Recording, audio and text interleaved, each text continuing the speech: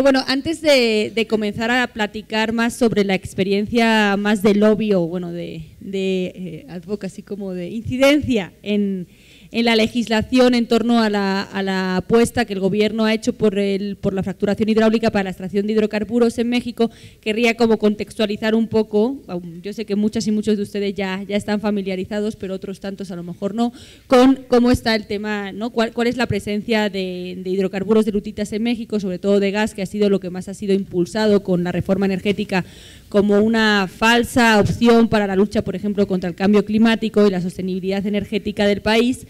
Y entonces voy a hacer un resumen muy corto sobre cómo estamos para que saber un poquito, ¿no? Entonces, bueno, la exploración para la explotación de, bueno, la exploración para encontrar para poder cuantificar las reservas que existen en México de recursos no convencionales en formaciones de lutitas comienza oficialmente en el país a partir de 2010, ¿no? Que es cuando Pemex señala que empieza a hacer pozos exploratorios y bueno, desde entonces, desde esa fecha hay varias cifras, ¿no? En cuanto a cuáles son los recursos de gas de lutitas en el país. En el caso de la Administración de Información Energética de Estados Unidos ha hecho dos estimaciones, una en 2011, donde señalaba que existían 681 billones de pies cúbicos, lo que ponía a México en la cuarta posición global, y en 2013 ya hace una estimación a la baja de esta cantidad y señala que existen 545 billones de pies cúbicos, lo que coloca al país en la sexta posición global, ¿no?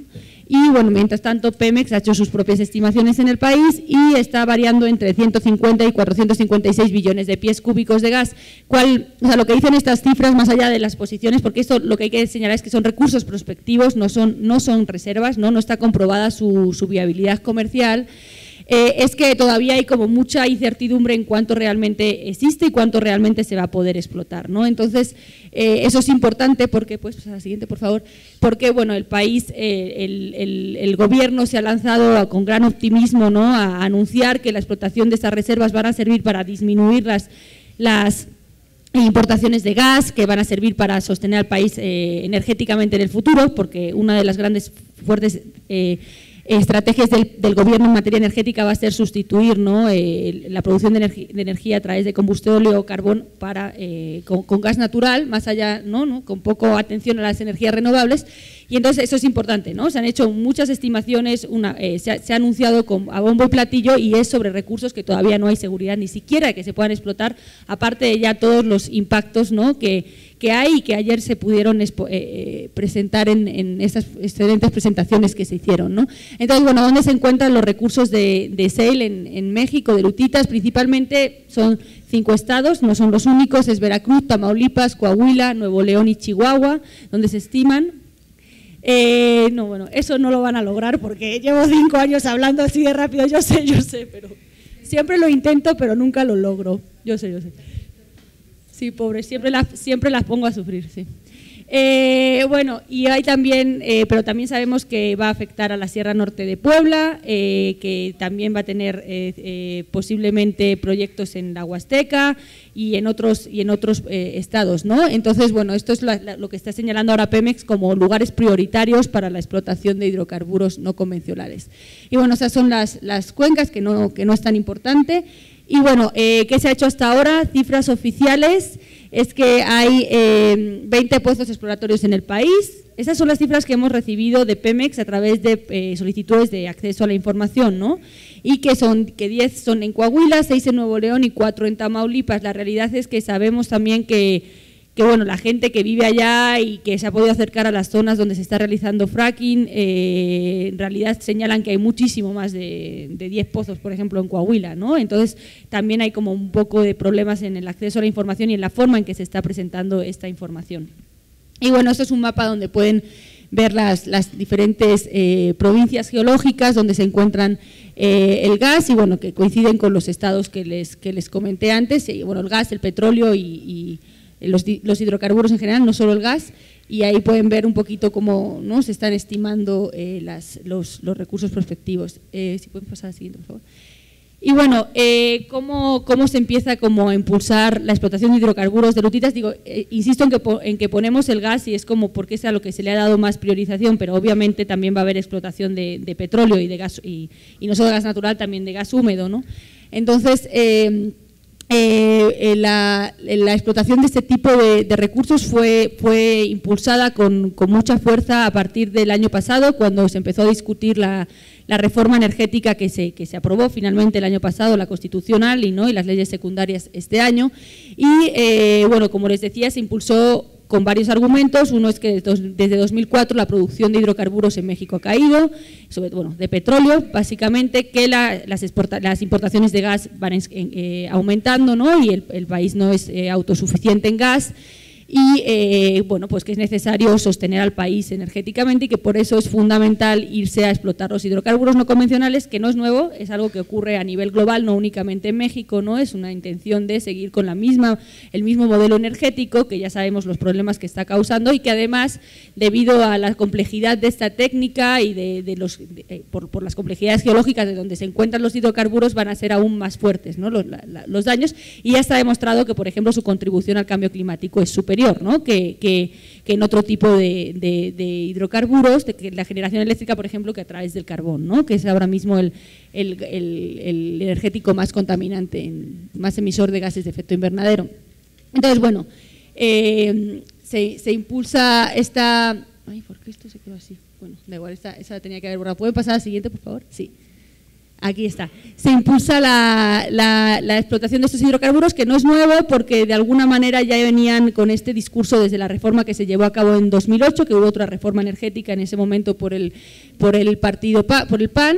Y bueno, esa es una cuestión que ya ha venido repitiéndose en los últimos años y está dentro del discurso y que también ha servido de cierta manera como argumento, como justificación de la privatización del sector, porque también el impulsar este tipo de hidrocarburos se hacía con el argumento de que Pemex no tiene las capacidades técnicas para hacerlo, ¿no? Petróleos Mexicanos no tiene las capacidades técnicas para hacerlo, y necesitaría la participación de empresas privadas para ello, y por eso también era una forma no solo de decir que había que sostener energéticamente al país así, sino también de abrir a la iniciativa privada su participación en el sector de hidrocarburos, ¿no? Que al final, bueno, pues como ya saben, se logró, ¿no?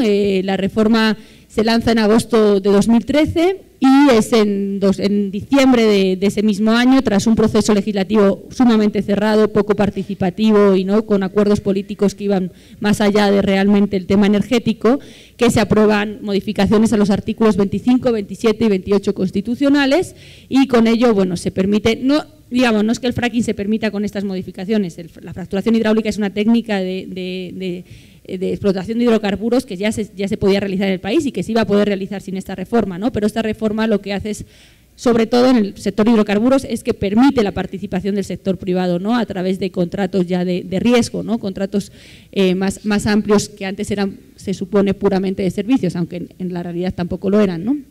Y bueno, esta reforma se cierra en 2014, en agosto, con una aprobación de un paquete de leyes secundarias, ¿no? que eran necesarias para regular la reforma en materia constitucional. Y bueno, aquí venimos, ¿qué ocurre, ¿no? Ante este panorama, varias organizaciones de sociedad civil, muchas de ellas que están presentes acá y otras muchas que se fueron uniendo después, pues pensamos que no era posible, ¿no?, permitir que se diese este discurso por parte del gobierno de que la única opción para sostener al país energéticamente era la fracturación hidráulica. No se hablaban en absoluto de los impactos ni de las violaciones a derechos humanos que esta práctica iba a suponer, no eran algo que estuviese en el debate. Entonces, una intención de estas organizaciones fue crear esta red, ¿no?, que es la Alianza Mexicana contra el Fracking, para, más allá de, digamos, obviamente fuimos con el objetivo de la alianza es prohibir la fracturación hidráulica en México, ¿no? Porque sabemos que no hay manera de regularla, no hay manera de hacerla sostenible, o sea, no hay manera de que se haga y no afecte de forma irreversible los cuerpos de agua, a la salud de las personas, ¿no?, el medio ambiente, pero no somos ingenuos tampoco, sabíamos que no íbamos a lograr prohibir la fracturación hidráulica durante la reforma energética, pues ya estaba armado, los intereses son muy fuertes detrás. Entonces, no la sociedad civil. Entonces, ¿cuál era nuestro objetivo también un poco con salir en este momento coyuntural importante que era la reforma? Era tratar de que el tema se volviese un asunto de interés nacional, que estuviese en la agenda pública y que empezasen a discutirse otras cuestiones que están detrás de la fracturación hidráulica y que no se estaban discutiendo, ¿no? Y además, pues, tratar de contraargumentar muchísimas de las posiciones que estaban mostrando desde el Gobierno, desde que no era una medida para sostener al país energéticamente a largo plazo, que iba a generar desarrollo a nivel local, empleo, crecimiento económico, que iba a generar derramas económicas y que obviamente no se mencionaba por ningún lado los daños, ¿no?, de la práctica. Entonces, a lo que nos abocamos, ¿no?, como Alianza Mexicana contra el Fracking durante el tiempo que duró la reforma energética. Aquí están mis compañeros y compañeras y podrán complementar. Y bueno, una de las estrategias, aparte del análisis de la reforma, el análisis de las leyes y empezar a poner sobre la mesa a través de salidas en medios, de foros en el legislativo, de talleres en las zonas que van a ser potencialmente afectadas y otro tipo, ¿no?, de acciones, escribir artículos en libros, etcétera, etcétera. Lo que también nos abocamos fue a promover una ley general de prohibición de la fracturación hidráulica en México, ¿no? Y repito, no lo hacíamos ingenuamente, no porque creyésemos que esto realmente iba a aprobarse en este momento, ¿no?, en el que estamos, sino más bien porque era una forma también, por un lado, de generar un precedente ya se está tratando de frenar esta práctica desde el año 2013-14 en México, pero por otro lado porque era una opción interesante para que el tema pudiese ser aún más visible públicamente, ¿no? Entonces, obviamente, pues por obvias razones, los legisladores, el poder legislativo recibe más atención en medios, recibe más atención, ¿no?, en general. Cuando sale un legislador tiene mucho más potencial en medios que cuando salimos nosotros, ¿no? Entonces era otra, no era la única, no era la esencial, pero era una de las estrategias que también queríamos como impulsar, ¿no? Y aparte también era otra forma también en el legislativo tratar también de dar un poquito más de insumos para el debate, ¿no?, y que por lo menos se pusiese en la discusión. Entonces, bueno, se empieza a armar la propuesta de ley general para la prohibición de fractura hidráulica. Se trata desde un principio de armar con un amplio grupo de legisladores para que no ser partidistas por un lado, pero también para que el debate calase en los distintos partidos, no únicamente. Obviamente los partidos oficialistas no se entraron al debate, estaban totalmente en su posición pro fracking, no había ninguna manera de jalarlos, pero pues se trató de hacer con otros partidos, tanto de derechas como de izquierdas, ¿no?, y tratando de vincular. Obviamente no hay que decirlo, tuvimos muchísimo más eco en los partidos de oposición, en los partidos de izquierda, que normalmente también están buscando agendas, ¿no?, a las que subirse, con las que abanderarse también para darse visibilidad. O sea, tampoco hay que ser, repito, ingenuos. O sea, nosotros sabíamos que de alguna forma no es que los legisladores se sumen muchas veces a estas agendas porque tengan un interés genuino, ¿no?, en la protección del medio ambiente o en la defensa de los derechos humanos. También se suben para visibilizarse, para tener una agenda con la que negociar, etcétera, etcétera. Pero bueno, nuestra contrapartida era: podemos colocar el tema en el legislativo y de ahí podemos colocarlo en la agenda pública, y de hecho sí fue una cuestión que funcionó, ¿no? Entonces, en abril se presentan ambas iniciativas en el Senado y en la Cámara de Diputados, que obviamente no han sido discutidas ni han sido aprobadas ni lo serán en el futuro muy próximo, creemos, pero eso generó primero que en medios el tema empezase a resonar desde el Poder Legislativo, no únicamente desde sociedad civil.